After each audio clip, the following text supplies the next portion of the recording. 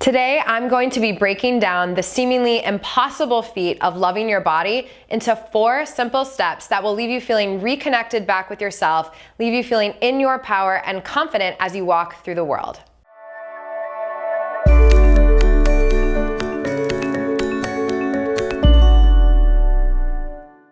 I think that the body love and body positivity movement is brilliant and amazing and good intentioned, and there's so many positives. And on the flip side, with all the women I've helped, I see that some of these Instagram memes telling you to just look in the mirror and say an affirmation and love your body can leave people who might not like what they see feeling broken, or like they have so far to go until they develop body love. And I can so relate to this. I'm Brittany Brown, and now I help women who struggle with binge and emotional eating and body image issues find freedom, but it wasn't always like this for me. I used to wake up and look in the mirror and hate what I saw, and spent nearly my late adolescent and entire young adult life on this quest to fix my external appearance to kind of handle what was going on the inside. And the fight with my body and the constant criticism and doubt is what fueled and kept this struggle of binge and emotional eating, weight loss and gain going for years. So today in this video, I'm going to share what the main steps are that I use to break free from my struggle, and also the steps that have helped thousands of others do the same. Step number 1 is actually letting go of the attachment of loving your body and really accepting where you're at. I think a lot of people don't even try on the idea of body love because they feel if they love their body, that their body won't actually get to where they want to be. And acceptance isn't about throwing your goals for weight loss away or throwing your goals away in any way, shape, or form. Acceptance is just starting with, hey, this is where I'm at right now, and I'm on a journey, versus living from this place of, oh my gosh, I have so far to go before I can actually treat myself with love. Step number 2 is treating love as an action, as a verb instead of a noun. So obtaining this whole I love my body thing, I think makes people feel bad because they might look in the mirror and not actually like what they see. But just because you don't like what you see doesn't mean you can't treat love as a verb, do love in action for yourself. So take loving actions and really building this connection with your body, which we're going to talk about in the next step. But before I do that, I want to give you a little bit of an analogy. And by no means am I calling you a dog or anything when I say this, or comparing your body to a pet or anything like that. But I'm speaking to anyone who's ever owned a pet or ever had a child. And you have this undeniable, unconditional love for this little being that you can't explain. And you have this no matter if you like their behavior or not. Dog goes to the bathroom on the floor, you still show up for him, you still feed him, you still take him out, you still take care of him.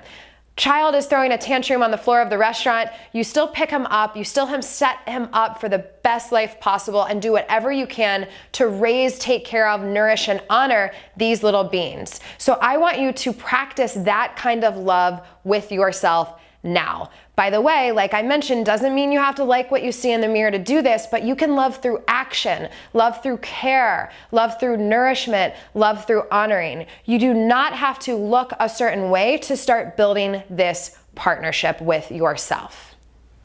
And that takes us to step number 3, which is build the partnership, reconnect back with your body. So I'll give you another analogy. Think of a relationship. If a relationship was on the rocks and you wanted to heal the relationship, you have 2 options, right? You can go all in, show up, committed, loving, open-hearted, do what you can, take those actions, really be vulnerable, really connect, really honor, really love, really acknowledge your partner. So that's one option, and really focus on healing. The other option is criticize, shame your partner, yell at them, not look at them, withhold love, withhold affection. What do you think is going to lead to a better relationship, a better partnership? I would think that you're going to go with a more loving route if you truly are rebuilding a relationship. And so I'd like you to take this perspective with you and your body. Right now, if you're watching this video, your relationship with your body is probably a little bit on the rocks. And you want to come from this place of action, like I just mentioned, this place of what can I do to nourish, honor, care for, and really partner with. And I always use the analogy of almost like taking your own hand, because your body is on your side. Every day she wakes up, she's got your back, you cut yourself, she's healing. She's breathing, the heart's beating, your legs, everything works without you even having to think about it. So your body's showing up for you, and all you have to do, doesn't have to be fighting, there doesn't have to be control, there doesn't have to be forcing all of these things. You just need to practice showing up for her, and do this in baby steps, little baby steps of love, of appreciation, loving through action. And if love is a little much for you right now, just say, how can I care for myself? How can I take care for myself, of myself and my body today?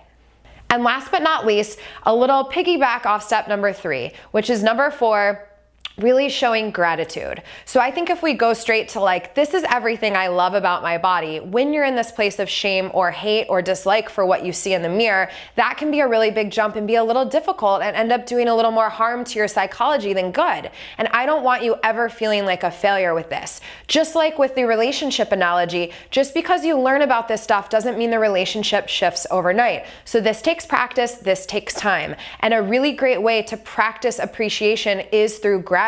So the last step is gratitude. What can you be grateful to your body for? Do your legs let you, run through the park? Your hips let you carry your child? Your arms let you hug someone you love? So many things our body does for us without us having to think or do a thing. So I'd love to hear from you now in the comments below. Leave a comment right below this video. Tell me what you're grateful to your body for. Let's start this movement. Start a flow of positivity. And please, please, please know that you're not just helping yourself and your relationship to your body, but other people will be inspired when they see your comment, and I will be inspired too. So go do that now. And if you're loving this video and the other content, be sure to subscribe, because we release videos like this weekly. And if you're needing a little more help in the body love department, want to focus on this partnership, this acceptance, and really making peace with your body and food for good, I'm giving you a little free gift. It's in the description of this video and a link there. So go ahead there after you make your comment, pick up the free training, and be sure to come back next week where we will be here with another episode.